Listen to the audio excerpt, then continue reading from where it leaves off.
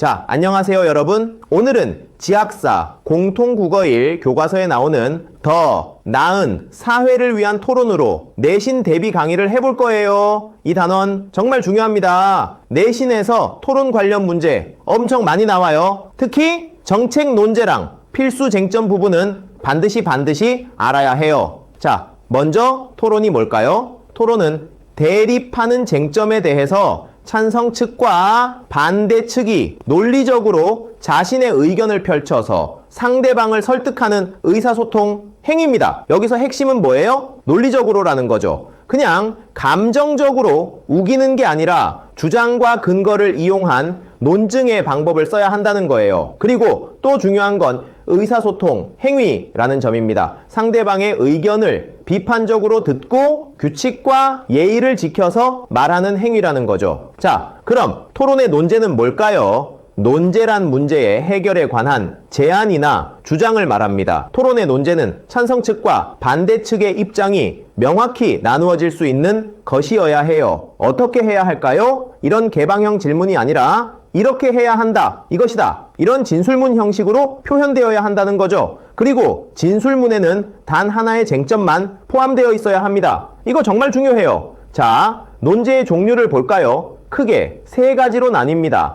사실, 논제, 가치, 논제, 정책 논제, 이 세 가지예요. 먼저 사실 논제는 뭘까요? 어떤 사실이 참이냐, 거짓이냐에 관한 사실의 진위 여부를 다루는 논제입니다. 예를 들어서 강력한 처벌은 범죄 예방 효과가 있다, 이런 거죠. 믿을 만한 정보를 바탕으로 사실 관계를 입증하면서 자신의 주장을 펼쳐야 해요.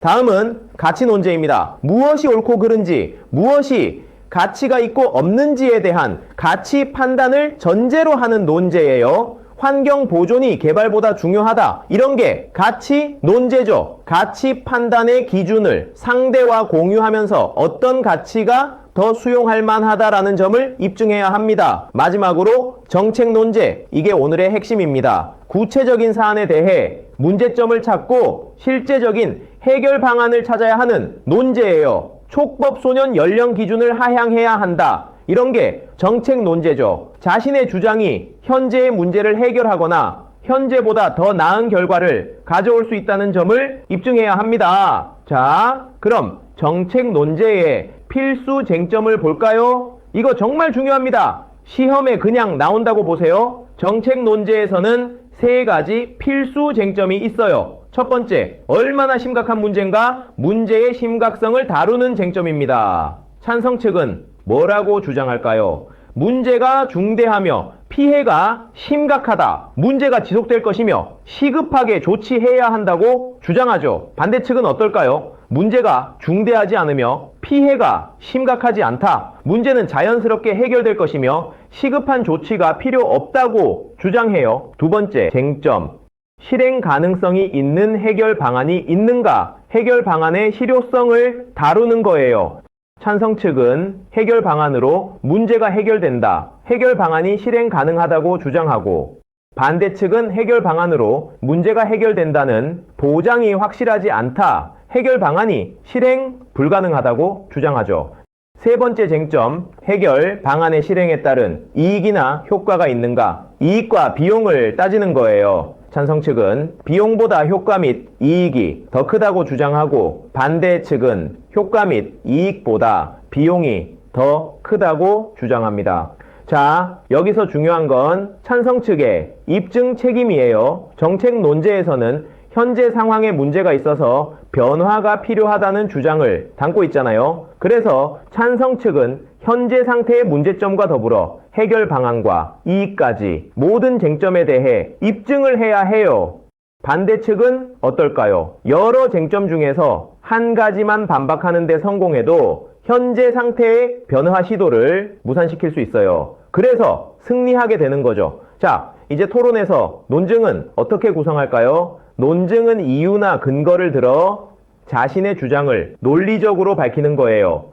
논증은 세 가지로 구성됩니다. 주장, 이유, 근거. 주장은 쟁점에 대해 내세우는 견해고, 이유는 주장을 가능하게 하는 주관적 요인이에요. 근거는 주장을 뒷받침하는 객관적 자료죠. 전문가의 의견이나 통계 자료 등이 활용됩니다. 예를 들어서 학교 도서관에서 대출한 도서에 반납 기한을 어긴 학생에 대한 제재를 강화해야 합니다. 이게 주장이에요. 이유는 뭘까요? 대출 도서의 반납 기한을 제대로 지키지 않는 학생의 비율이 심각한 수준이기 때문입니다. 근거는 학교 도서관에서 발표한 통계에 따르면 반납 기한을 지키지 않은 학생이 전체 대출자의 54%나 되었습니다. 이렇게 주장, 이유, 근거를 명확하게 제시해야 설득력 있는 논증이 되는 거예요. 자, 그럼 반대신문식 토론은 뭘까요? 이것도 정말 중요해요. 반대신문식 토론은 어떤 논제에 대해 찬성 측과 반대 측이 상대방에게 질문을 해서 상대방의 논지를 반박함으로써 승부를 가리는 방식이에요. 각 팀은 2인으로 구성되고 토론자, 각 개인은 입론, 반대 신문, 반론 이렇게 3번의 발언 기회를 가져요. 반대 신문이 왜 중요할까요? 상대의 발언에 대해 질문하고 답변하는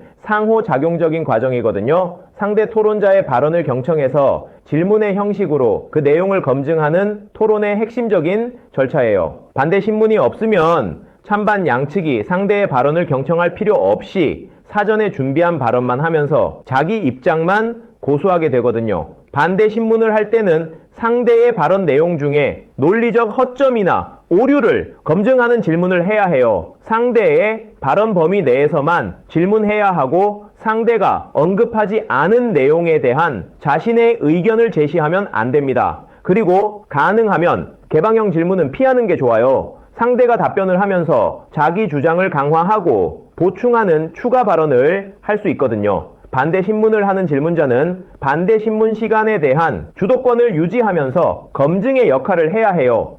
자, 마지막으로 반론 단계예요. 토론의 최후 발언에서는 앞서 주장한 내용 가운데 중요한 것을 가려내어 우위를 점검하며 청중을 설득해야 해요. 반박에서 어떤 쟁점을 다루느냐에 따라 토론의 승패가 결정되므로 쟁점 선택에 신중해야 합니다. 이길 수 있는 쟁점을 중심으로 주장을 강화하고 불리한 쟁점은 피해야 해요. 그리고 중요한 건 반박 단계에서 새로운 주장을 하는 것은 원칙적으로 금하고 있다는 거예요. 새로운 주장을 하면 양측에서 해당 주장을 면밀하게 논의할 시간이 없고 최초의 논제에서 벗어날 가능성이 있거든요. 자, 오늘 우리가 배운 내용 정리해 볼까요? 토론은 논리적으로 상대를 설득하는 의사소통 행위예요. 논제는 사실, 가치, 정책, 논제로 나뉘고 정책, 논제의 필수 쟁점은 문제의 심각성, 해결 방안의 실효성, 이익과 비용 이 3가지예요. 논증은 주장, 이유, 근거로 구성되고 반대신문식 토론에서는 입론, 반대신문, 반론 순으로 진행된다는 거.